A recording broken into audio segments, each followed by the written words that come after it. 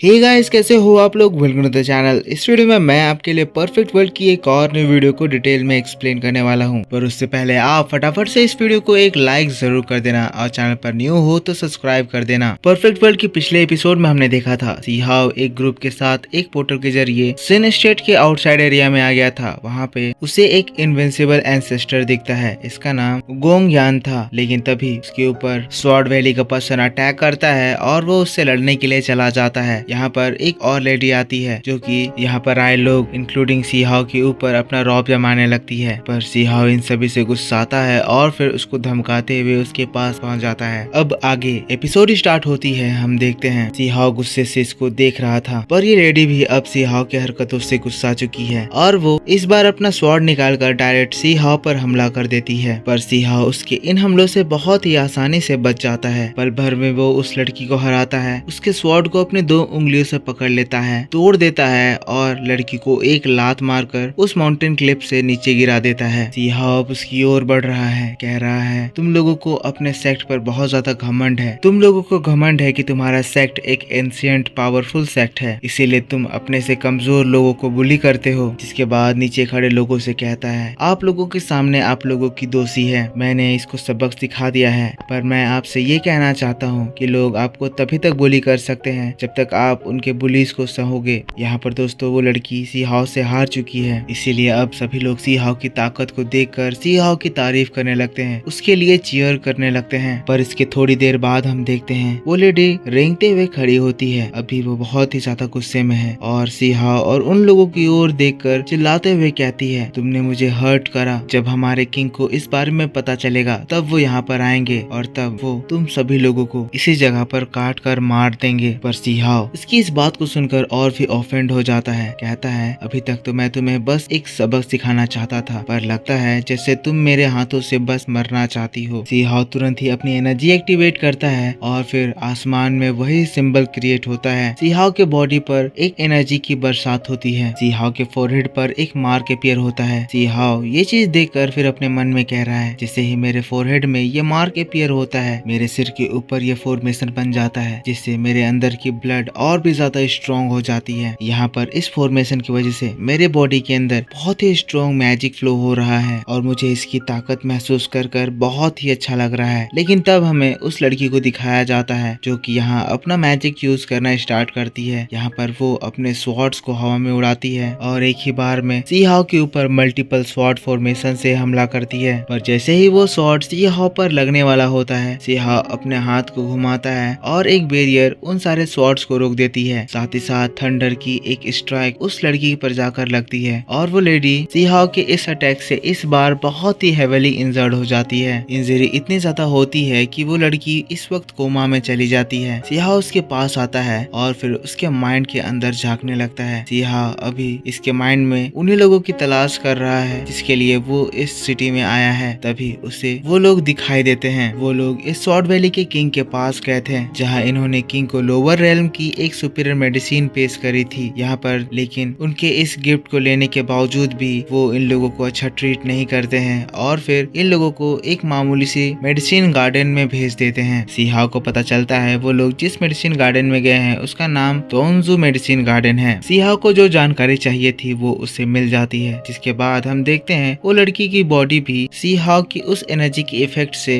जल के राख बन जाती है। तभी उसके बाद सी हाओ का स्टोन ट्रेजर भी बाहर आता है। सी हाओ से कहता है सी हाओ अब तुम्हें यहाँ से जल्द निकलना होगा। तुमने स्वॉर्ड वैली के एक मेन मेंबर को मारा है। बहुत जल्द बहुत सारे पावरफुल मास्टर इस जगह पर आएंगे, उससे पहले तुम्हें इस जगह से निकलना होगा। सी हाउस की बात मानता है। जिसके बाद फिर से एक बार वो माउंटेन क्लिफ में चला जाता है। नीचे खड़े लोगों से कहने लगता है मेरी एक बात याद रखिएगा, आप अभी तक जिस तरह की लाइफ जी रहे थे मैं आपसे प्रॉमिस करता हूँ कि अब से आपको उस तरह की लाइफ जीने की जरूरत नहीं पड़ेगी। पर इसके बदले मैं आपसे एक फेवर एक्सपेक्ट करता हूँ। मैं चाहता हूँ जब वो लोग आप लोगों के ऊपर जबरदस्ती करें या आप लोगों को मारने की कोशिश करें, आप लोग एक साथ यूनाइट होकर उन लोगों के ऊपर अटैक करना। जब तक आप खुद उन लोगों के सामने हार नहीं मानोगे तब तक वो आपको बिल्कुल नहीं हरा सकते हैं। ये कहते हुए सी हाओ वहाँ से गायब हो जाता है। लेकिन सीन शिफ्ट होकर हम लोगों को बगल में ही एक और पर्सन को दिखाया जाता है। इस पर्सन की ड्रेसिंग थोड़ी सी अलग थी पर ये भी उसी स्वॉर्ड वैली का पर्सन था। इसका नाम निंग चुआन है और ये सी हाओ को इस वक्त वक्त जाते हुए देखता है। कहता है अब मेरी नजर तुम्हारे ऊपर है और तुम मुझसे नहीं बच सकते हो। कहते हुए वो भी गायब हो जाता है। अब सीन यहाँ से शिफ्ट होकर हम लोगों को सिन स्टेट में ही एक रुइन को दिखाया जाता है। ये जगह पहले एक बैटल ग्राउंड हुआ करती थी। यहाँ पर हम लोगों को गोंग यान और जियान युन को दिखाया जाता है। ये लोग एक दूसरे को मारने के लिए एक दूसरे के सामने हैं। जियान युन फिर तुरंत ही अपने वेपन को निकालता है और फिर गोंग यान के ऊपर एक स्ट्रॉन्ग स्लैश अटैक करता है। गोंग यान उसके इस अटैक के अगेंस्ट में अपना तीर धनुष निकालता है। उसके अटैक के ऊपर अपना अटैक छोड़ता है। जैसे ही ये अटैक्स टकराते हैं बहुत ही जोर का धमाका होता है। गोंग यान यहाँ पर बाहुबली से भी ज्यादा 4 तीरों के साथ जियान युन के ऊपर हमला कर रहा है। पर इस वक्त जियान युन भी बहुत ही स्टाइल में उसके एरो से बचते हुए अपनी तलवार की हेल्प से गोंग यान के सारे अटैक्स को डिस्ट्रॉय कर देता है। फिर एक बार बहुत तेज अपनी तलवार को लेकर गोंग यान के ऊपर हमला करता है। तब गोंग यान तुरंत ही पीछे जंप लगाकर उससे दूरी बनाता है और फिर दोबारा अपने एरो से एक स्ट्राइक करता है। इस बार गोंग यान के ड्रैगन एरोस जियान युन के बॉडी से जाकर लगते हैं। बहुत ही जोर का धमाका होता है। पर तभी उस धमाके के बीच से हम एक ग्रीन एनर्जी देखते हैं जो कि आसमान को चीरते हुए एक बड़ा सा फॉर्मेशन क्रिएट करती है। अब ये चीज देखते हुए तुरंत ही गोंग यान वहाँ से पीछे हटता है। हमें पता चलता है गोंग यान इस वक्त जियान युन को चकमा देकर वहाँ से भाग गया है। जैसे ही धुआं हटता है गोंग यान को वहाँ ना पाकर जियान युन गुस्से से चिल्लाता है। कहता है इस बार तो तुम मुझसे बच गए पर अगली बार मैं तुम्हें बिल्कुल नहीं छोड़ूंगा। सीन यहाँ से शिफ्ट हो जाता है और हम लोगों को हमारे हीरो सीहाओ को दिखाया जाता है। सीहाओ इस वक्त तेजी से सिन स्टेट के प्रिमिटिव माउंटेन से होकर गुजर रहा है। तभी उसे अपने आगे आसमान में कुछ हलचल दिखाई देती है। यहाँ पर काले बादल तेजी से कहीं जा रहे हैं। सीहाओ कहता है आसमान में कुछ स्ट्रेंज फिनोमेना घट रहा है और मैं यहाँ देख सकता हूँ इस फिनोमेना की वजह से इस जगह पर बहुत ही ज्यादा थंडर एनर्जी जनरेट हो रही है। मैं इस मौके को मिस नहीं कर सकता हूँ। मैं इस मौके को यूज करके अपने थंडर और लाइटनिंग अटैक को और भी ज्यादा स्ट्रॉन्ग बनाऊंगा। तभी सीहाओ का स्टोन ट्रेजर बाहर निकल आता है। उसे कहने लगता है सीहाओ क्या तुम पागल हो गए हो? तुम देख रहे हो ना ये लाइटनिंग स्ट्राइक कितनी ज्यादा स्ट्रॉन्ग है। अगर तुम इस बीच में जाकर कल्टीवेशन करोगे तो तुम उससे अपनी जान से भी हाथ धो बैठोगे। क्या तुम्हें मरने का मन कर रहा है? क्या तुम्हें अब हुओलिंगर से नहीं मिलना है? सीहाओ कहता है मैं किसी भी हालत में उसे ढूंढ लूंगा पर उससे पहले मैं इस अपॉर्चुनिटी का फायदा उठाऊंगा। मैं इस मौके को नहीं छोड़ सकता हूँ। ये कहते हुए सीहाओ उस जगह पर थंडर के बीच में चला जाता है। हम देख सकते हैं यहाँ पर ये थंडर एनर्जी इतनी ज्यादा स्ट्रॉन्ग है कि हर एक स्ट्राइक से ये माउंटेन्स तक को चुटकियों में डिस्ट्रॉय कर दे रही है। सीहाओ जिसके बाद उन क्लाउड्स के बीच में चला जाता है। जिसके बाद अपना थंडर टलिस्मान समन करता है। ऐसा करते ही दोस्तों हम देखते हैं इन सारे क्लाउड्स की जितने भी थंडर एनर्जी थे सब के सब सीहाओ की ओर चैनलाइज्ड हो जाते हैं। सभी सीहाओ के बॉडी के ऊपर स्ट्राइक करने लगते हैं। एक ही बार में सीहाओ के अंदर बहुत सारी एनर्जी आने लग रही है जिससे सीहाओ को दर्द हो रहा है। कह रहा है ट्रेजर ने मुझसे जो कहा था वो बिल्कुल सही था। सच में ये एनर्जी बहुत ही ज्यादा स्ट्रॉन्ग है। इसको अपने बॉडी में स्ट्राइक करता हुआ महसूस कर मुझे ऐसा लग रहा है जैसे मैं हेवन की पनिशमेंट को झेल रहा हूँ। पर मैं इस अपॉर्चुनिटी को मिस भी नहीं कर सकता था। अगर मैं इतने अच्छे अपॉर्चुनिटी को मिस करता तो पता नहीं बाद में मुझे इस तरह की अपॉर्चुनिटी कभी मिलती भी या नहीं। अगर मुझे और स्ट्रॉन्ग बनना है तो मुझे ये दर्द सहना ही होगा। इस थंडर एनर्जी की पावर टेरिफाइंग है पर यही टेरिफाइंग एनर्जी मुझे इस इमोर्टल एंशिएंट पीरियड में सरवाइव करने में मदद करेगा। हम देखते हैं सीहाओ उन सारी एनर्जी को अपने बॉडी में धीरे धीरे करके एब्जॉर्ब कर लेता है। फिर एक बार और मोटिवेट होकर कहता है मुझे यही तो चाहिए। मैं इन सभी एनर्जी को एब्जॉर्ब कर लूंगा। मैं इस इमोर्टल वर्ल्ड के एंशिएंट फ्री को हराऊंगा। ये कहते हुए दोस्तों सीहाओ क्लाउड्स में और ऊपर जाने लगता है जहाँ पर ये लाइटनिंग एनर्जी और भी ज्यादा स्ट्रॉन्ग हो जाती है। वो लाइटनिंग फिर से एक बार सीहाओ को स्ट्राइक करने लगती है। सीहाओ दर्द से चिल्लाने लगता है। सीहाओ के पूरी बॉडी में लाइटनिंग दौड़ रही है। सीहाओ दर्द से कहरा रहा है और फिर फाइनली सीहाओ की बॉडी के अंदर इन लाइटनिंग एनर्जी का कोर एंटर करता है। इसके बाद तुरंत ही सीहाओ बैठता है और उस जगह पर उन लाइटनिंग एनर्जी से कल्टीवेशन करने लगता है। और फिर तब हम देखते हैं सीहाओ उन लाइटनिंग का यूज करके अपने सोल को रिबिल्ड करता है। जिसके बाद उस सोल से